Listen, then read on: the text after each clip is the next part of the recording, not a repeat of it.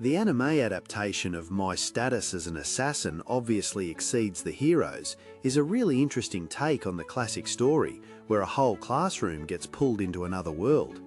Instead of just making the main character an overpowered hero who wins every battle easily, the show looks closely at how corrupt rulers can use numbers, levels and statistics to control people.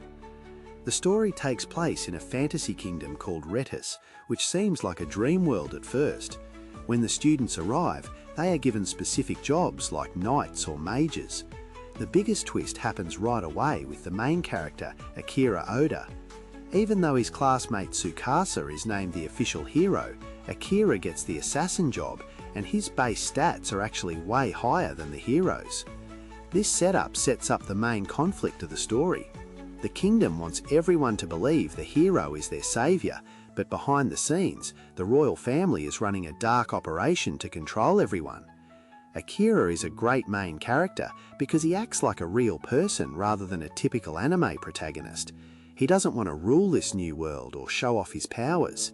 Instead, everything he does is driven by his love for his family back on Earth. Before being summoned, Akira had to work multiple jobs just to take care of his sick mother and his little sister. This background gives him a clear goal. He just wants to find a way to get back home. Because of this, he faces a huge internal struggle when he realises his new powers are meant for killing. Akira has a strong moral compass and really hates the idea of taking a life. Even though he has the perfect skills to be a deadly killer, he spends a lot of time trying to avoid lethal force.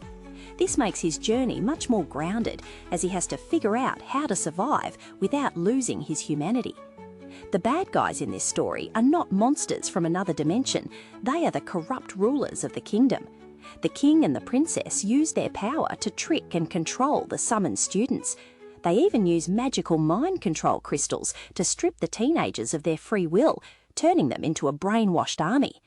The royals are also working secretly with a beast folk leader named Lord Graham to start a massive war so they can take over the whole continent.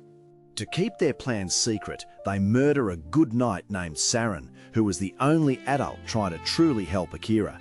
Then they frame Akira for the murder.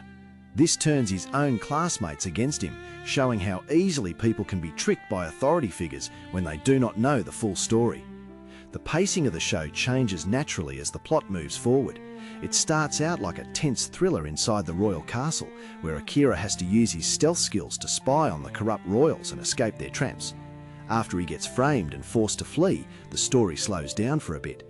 Akira ends up in a massive dungeon called the Labyrinth of Brute, where he meets and rescues an elf princess named Amelia. While this middle part feels a bit more like a traditional adventure, it is important because it gives Akira a chance to grow.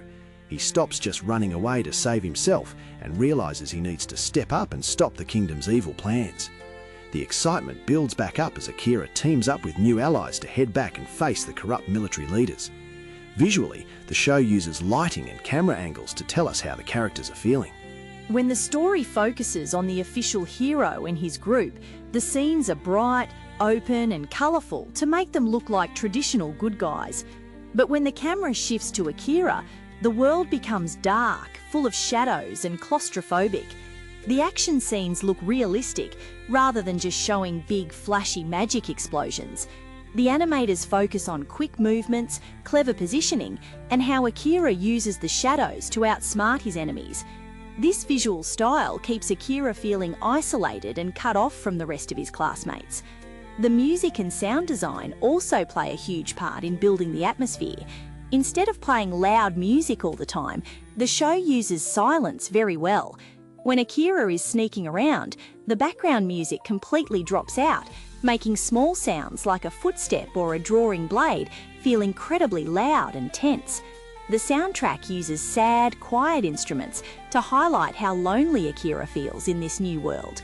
When big orchestral music finally kicks in during major fights, it feels completely earned and exciting. The energetic opening song and the quiet ending song perfectly balance the action of the show with Akira's internal wish to just go home.